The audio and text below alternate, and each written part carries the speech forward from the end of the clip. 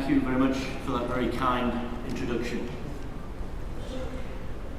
Mr. IIF President Sanjay Shroff, IFC Organising Chairman Mr. Ramanan, honoured guests on the dais, friends and fellow Foundry people, ladies and gentlemen.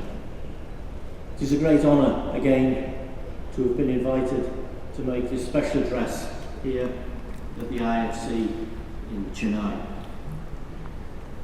The Indian involvement with the World Foundry Organisation goes back for nearly 50 years. It is a very close working relationship and we have always enjoyed our times together. The IIF, as the member of the WFO, has provided us with 4 presidents, 2 of which I'm delighted to be able to say are here with us today, Dr. Praveen Bhagwati and Vinay Kapoor, and I'm glad to see you both here as well. I came to India for the first time 25 years ago, and it was a very different country then. It was a country that I fell in love with and always enjoyed to come back to. And in fact, the last time I was in Chennai was 12 years ago at the 56th IFC, when it was held in conjunction with the World Foundry Congress here. But I'm here today to talk a little bit about our industry. And I have a great passion for our industry.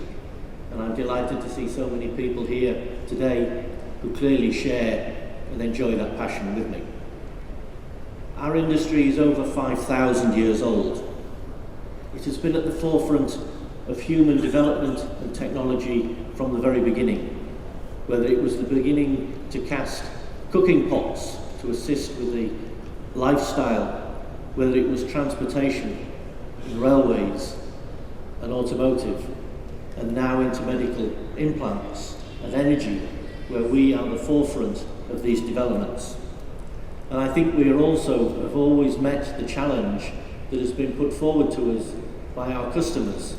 When the automotive industry looks for improvements in weight and product reduction in weight, it is our industry that has always stepped up and been able to provide that solution.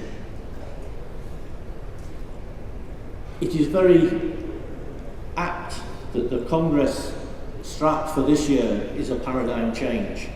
And I believe we are currently entering a very significant period of change, not only for our industry, but for the global economy.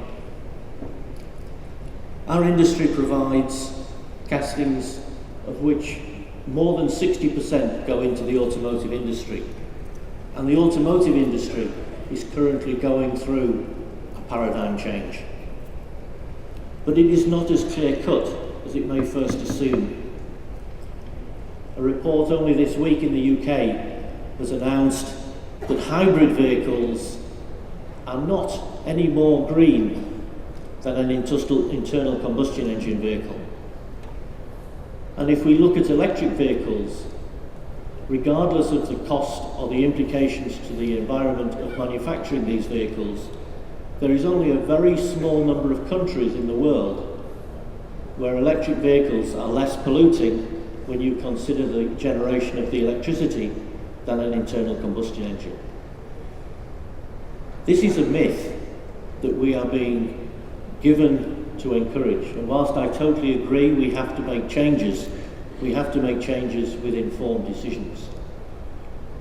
Our industry, again, will step up and assist in this production. We need to look at the fact that we as an industry have been recycling longer than recycling has been a word in the dictionary. And we are always clearly at the head of all innovative changes. One of the biggest global influences on the ability of our industry to improve and develop our technology, though, has been highlighted as people. It is the ability to achieve skills and young people to come into our industry. And I think this is our one, if not our major global challenge, one which the WFO is stepping up to achieve, and you will see some changes coming in the near future with our website to allow the development of training and education on a global basis.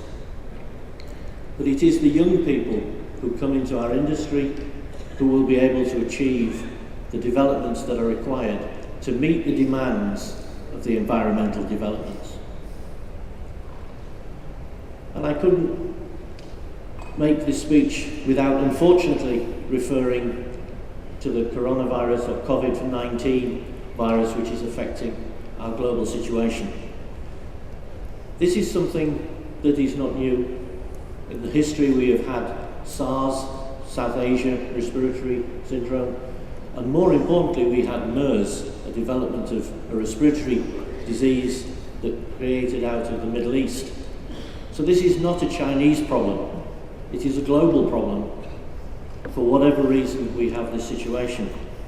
But I think what it will do, and where we will all should now take advantage and look to make an opportunity of these situations, is I think this will reassess the supply chain management for many, many countries and companies.